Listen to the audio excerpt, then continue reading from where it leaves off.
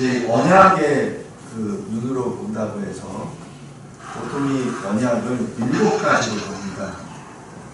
여기 아담, 노아, 아브라함의 횃불 할례, 그 다음에 모세, 다윗, 그리스도 이렇게.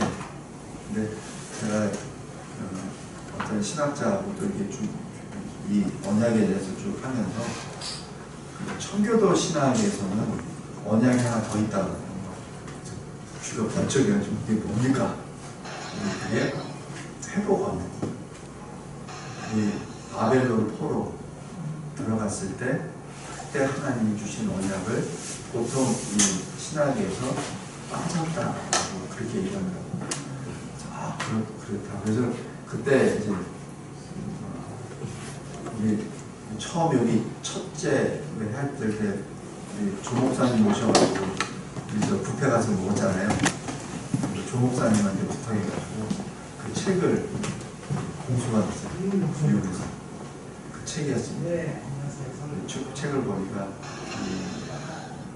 바벨론 포로 시대 그 언약이 들어가 있더라고요. 그래서 지금 8개로 봤습니다. 그래서 아람 언약은 은혜 언약의 시작이고 여인의 씨, 후손, 그리스도를 대망한 것이죠. 이 노아 언약은 창조 질서의 유지입니다. 그래서 이 창세기 1장 28절에 생육하고 번성하고 충만하라 다스리라는 그 말씀을 창세기 9장에 홍수 이후에 똑같은 말씀을 주십니다. 생육하고 번성하고 충만하라. 대신에 다스리라는 것이 없어졌습니다. 다스릴 수 있는 능력을 상실해버렸기 때문에 대신에 어떻게 하죠? 사냥꾼이 되죠. 잡아서 먹어라. 내가 너의 손에 줄 테니까 대신에 피채 먹지 말라. 그렇게 하면서 정결한 짐승, 부정한 짐승을 구별을 시켜주시죠. 그 다음에 아브라함의 언약 첫 번째 이 횃불 언약은 창세기 15장에 그 쪼갠 고기 사이로 횃불이 지나가면서 그 언약을 시행하시고 언약을 지키시는 분은 아브라함이 아니라 하나님이시라고. 그래서 거기에 대한 것이 신약시대 성찬식하고 연결됩니다. 이 빵을 떼고 이는 내 몸이니라. 그래서 그 몸이 찢어지면서 새로운 살길, 히브리서 10장 그 길을, 새로운 살길을 열어주시죠. 이것이 고린도전서 11장에 사도 바울이 주님으로부터 받은 성찬식의 내용입니다. 이는 내가 주께로부터 받은 것이니 라고 얘기하면서 쭉 설명합니다. 왜냐하면 그 최후 만찬이라고 얘기하는 성찬식할 때는 바울은 없었어요. 이게 주님한테 직접 받은 겁니다. 이게 고린도전서 11장이면 직접 받았다 이렇게 말합니다. 그러면서 성찬식을 쭉 설명을 하는데 그것이 바로 횃불 언약. 그 다음에 창세기 15장에 나와 있는 횃불 언약을 하면서 이 출애굽의 말씀을 예언해 주시죠. 그래서 너희 후손들이 400여 년 동안 다른 나라에 가서 종살이 할 것이다. 그리고 내가 그들을 건져낼 것이다. 라는 것이 그 언약을 같이 들어가면서 출애굽하고 연결됩니다. 그 다음에 아브라함의 언약 두 번째 할례 언약인데 창세기 17장에 이 포피를 떼나가는 것에 굉장히 의미가 큽니다. 남자 같은 경우에는 하루에 화장실 갈 때마다 와요.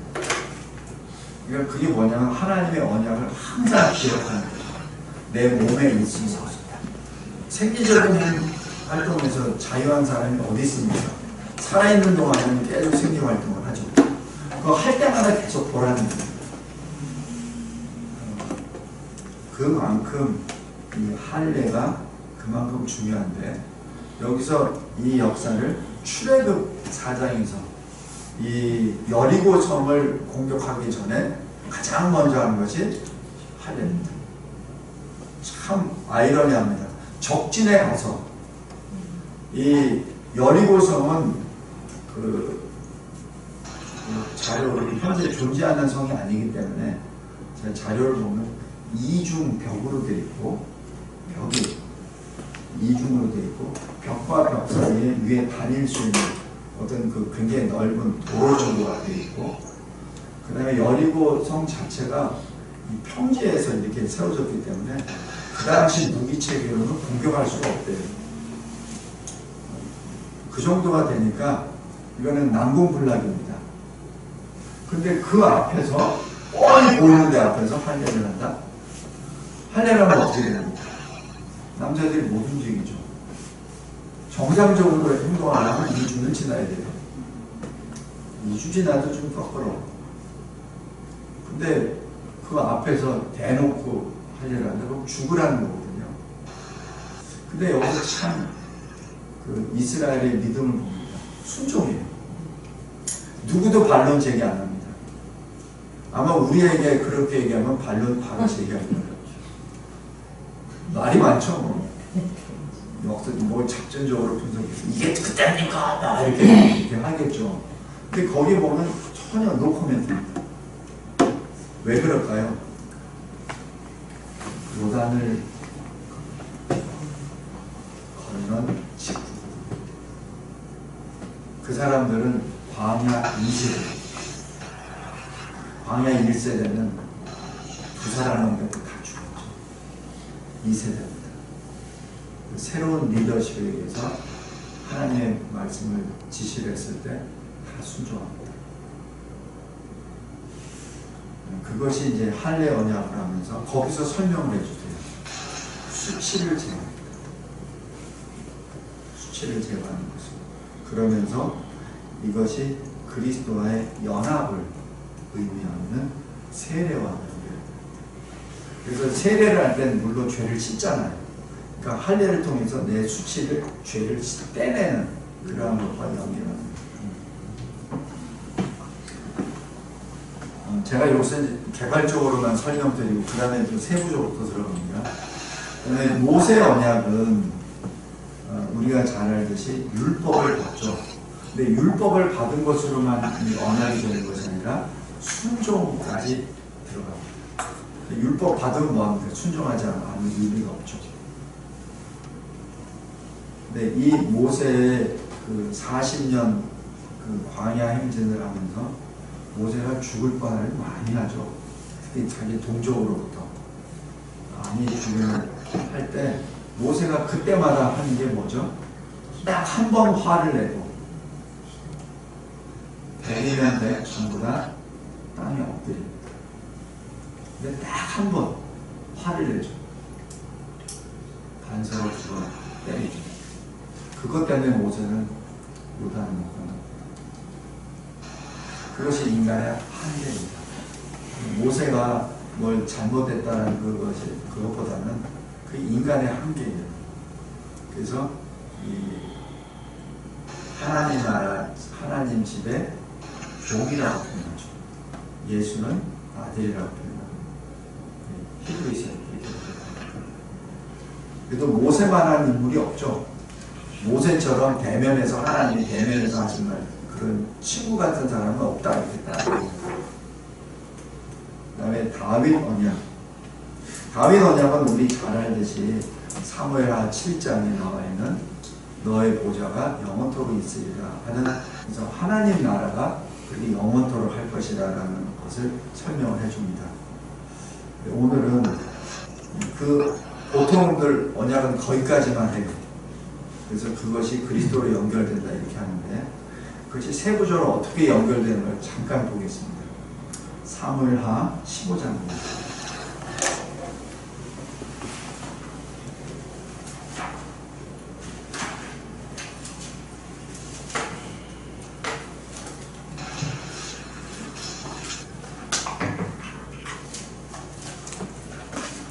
사무엘하 15장은 압살롬이 반역을 해요. 그래서 다윗이 압살롬하고 싸움 안 합니다. 압살롬이 온다 그러니까 우리가 오기 전에 빨리 피하자 그래서 예루살렘을 떠나버려요. 이것이 다윗의 신앙입니다. 지금 이 일이 일어난 것은 압살롬 때문에 일어난 것이 아니라 나 때문에 일어났다는 것입니다. 그러니까 아버지로서 뿐만 아니라 왕으로서도, 그리고 이 언약, 은혜 언약에 자기가 받았거든. 지금 언약을 자기가 받았잖아요. 그런데 살아계신 하나님을 믿음으로 비록 내가 이 성을 떠난다 하더라도 신실하신 하나님의 언약이기 때문에 하나님이 다시 회복시켜 주신다. 설사 내가 이때 내가 죽음을 당한다 하더라도 하나님이 나를 통하여 주신 아들을 통하여 이것이 이루어질 것이다. 그것이 압살롬이 됐든 누가 됐든 상관하지 않는다. 지금 다윗은 그 문제에 대해서 자기를 내려놓습니다. 하나님이 행하실 거라고 내려놓죠. 여기 24절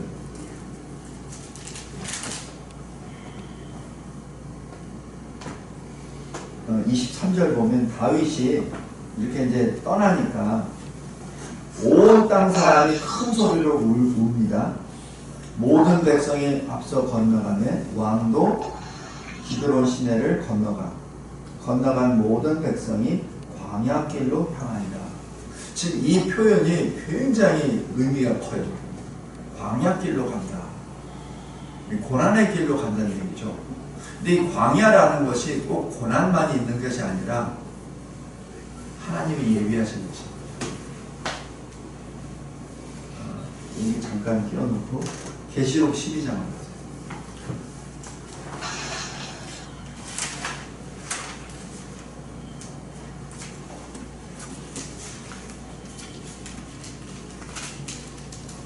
계시록 12장 6절 14절 그 여자가 광야로 도망하며 옛된 마귀 사탄으로부터 도망갑니다. 거기서 1260일 동안 그를 양육하기 위하여 하나님께서 예비하신 곳이에요.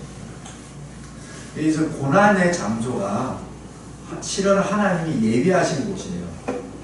그래서 이 광야라고 하는 이 표현이 살기 어려워라고 생각도 되지만 실은 하나님이 예비하신 곳입니다. 근데 여기 14절 보세요. 그 여자가 큰 독수리의 두 날개를 받아. 그 큰 독수리는 누굽니까? 하나님이 보내주신 도구죠. 광야, 자기 곳으로 날아가. 이 광야가 어떤 곳이냐면 자기 곳입니다. 자기가 거할 곳이에요. 그곳에서 뱀의 낯을 피하여 한때 둘때 반때를 양육받더라라고 표현합니다. 무엇을 의미합니까? 잠시 뱀의 낯을 피해서 한때 둘때 반때 정해져 있는 그 하나님의 그 기간 동안에 하나님의 군사로 거기서 다시 일어난다는 얘기입니다. 지금 다윗이 지금 이 자기 아들 압살롬에 의해서 지금 이 예루살렘 성에 나올 때 그 심정이에요. 그러니까 지금 백성들이 왜 광야 길로 향하죠? 왕은 가니까. 왜 왕은 광야 길로 가죠? 그것이 하나님의 뜻이니까. 압살롬과 싸움 안 합니다. 그대로 가죠. 이때 24절 보세요. 사독과 그와 함께 모든 레위 사람도 하나님의 언약궤를 메어다가 하나님의 궤를 내려놓고 아비아딸도 올라와서 모든 백성이 성에서 나오기를 기다립니다. 이 얘기는 뭡니까? 지금 언약궤라고 얘기하는 하나님의 임재죠. 그러니까 다윗이 가는 곳에 언약궤도 가야 된다는 얘기입니다.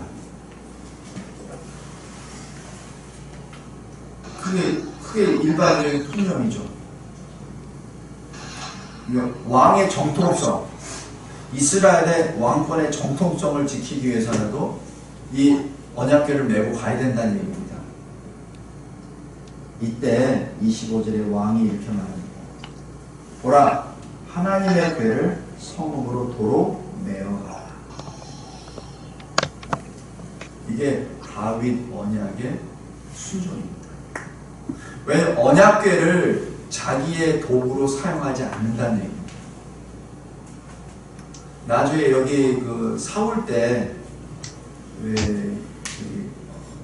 언약궤 가지고 이기려고 애를 쓰지 않아요. 근데 이 다윗은 하지 않아요. 언약궤를 자기의 도구로 사용하지 않습니다. 그러지 않아요. 만일 내가 여호와 앞에서 은혜를 받으면 그는 나를 인도하사 내게 그 궤와 그 계신대를 보이시리라. 이게 다윗 언약에 대한 순종입니다. 그래서 제가 이 본문을 이제 여기서 설교하면서 제가 쭉 강의 설교를 쭉 해왔습니다. 이 15장에서 굉장히 많은 은혜를 받았습니다. 아, 다윗이 이 정도 신앙이 아니라, 만약에 내가 다윗이라면 자동적으로 언약궤 가져와. 아, 그래야 백성들도 민심이 집중되잖아. 저 압살롬은 반역자고, 비록 내 아들이지만 내가 좀 교육을 잘못시켜가지고 이렇게 되고. 그래서 보통들 이렇게 얘기하잖아요. 보통 세상 왕들은 아들이 되거나 손주가 되면 무조건 다 없애버리잖아요. 그죠? 인류 역사를 쭉 보십시오. 뭐 부모 형제 없잖아요. 왕이 되면 다 죽여버리잖아요. 근데 다윗은 안 그렇습니다. 언약궤도 그대로 계시는 곳에 그대로 자기만 나옵니다. 하나님의 뜻이라면 내가 이 언약궤를 다시 볼 수 있게 되느냐. 그것이 다윗 언약에 대한 순종입니다. 그리고 여기에 대해서 30절 보십시오. 다윗이 감람산 길로 올라갈 때 그의 머리를 그가 가리고 맨발로 울며 가고 그와 함께 가는 모든 백성들도 각각 자기의 머리를 가리고 울며 올라가니라. 이게 뭐예요? 회개입니다. 즉 다윗은 자기가 바세바를 우리아를 이를 통해서 내가 범한 그 죄에 대한 철저한 자복이요 회개하며 지금 머리에 재를 뿌리는 그런 심정으로 지금 그렇게 왕이면서도 맨발로 그 산을 올라갑니다. 그것이 다윗의 신앙입니다. 이게 하나님이 주신 언약 앞에 보통들 하나님이 언약을 받았으면 내가 언약 받았으니까 그냥 하면 되지 이렇게 나가요. 근데 다윗은 그게 아니에요. 철저하게 자기를 회개합니다. 그리고 백성들 앞에 철저하게 자기 수치를 다 드러냅니다. 얼마나 수치스러워요. 왕이 맨발로 머리 풀고 올라가고 백성들이 자칫하면 비겁하게 아들 돌려요. 엉망이잖아요. 근데 그렇게 합니다. 그때 백성들이 똑같이 왕과 같은 모습으로 들어가죠. 이때 하나님의 역사입니다. 31절부터 어떤 사람이 다윗에게 알리되 이것은 다윗에게 누가 보고한 거죠. 압살롬과 함께 모반한 자들 가운데 아히도벨이 있나이다 하니 다윗이 이르되 여호와여 원하건대 아히도벨의 모략을 어리석게 하옵소서. 딱 한마디 기도합니다. 한마디. 왜냐하면 아히도벨의 그 계략에 의해서 지금 압살롬이 움직이니까 그러니까 그 계략이 어리석게 되게 해주세요. 딱 기도 딱 한마디 하자마자 32절에 이렇게 합니다. 다윗이 하나님을 경배하는 말을 어떻게 이를 때 아까 여기 머리를 풀고 맨발로 간다는 그 자체를 하나님을 경배한다라고 표현합니다. 그죠? 하나님을 경배하는 마르트기 이를 때에 아랫사람 후세가 옷을 찢고 머리를 흙을 머리에 덮어쓰고 다윗을 맞으러. 이게 응답입니다. 이게 하나님의 응답이에요. 나중에 이게 후세가 아히도벨의 계략을 무산시켜버렸잖아요. 그죠? 그리고 압살롬이 죽죠. 이게 기도 응답입니다. 그래서 제가 이 본문을 보면서 소름이 쫙 끼쳤어요. 그냥 이 설교 준비를 이렇게 좀 해왔는데 이 국면이 너무 확 와닿더라고요. 그러니까 하나님 앞에 내가 진정으로 회개하고 모든 것을 하나님의 손에 맡기고 내려놓으면은 하나님이 그 즉시로 응답해 주신다. 또 그 즉시로 응답이 안 되더라도 하나님의 방법으로 응답해 주신다. 이 다윗 언약의 성취 진행 상황입니다. 그래서 이 다윗 언약에서는 하나님의 나라도 되지만 임마누엘이라서 하나님 함께 하시고, 그 다음에 예레미야 언약은 솔직하게 연구를 잘 못했습니다. 그냥 제가 그냥 이름을 붙여봤어요. 예레미야 언약. 예레미야가 70년 포로 남에 너희들을 다시 회복시켜주겠다는 하나님의 약속을 해주시잖아요. 그죠? 그 말씀을 나중에 다니엘이 기억하고 다니엘이 기도합니다. 다니엘이 9장에서 그 기도를 하니까 천사가 바로 오죠.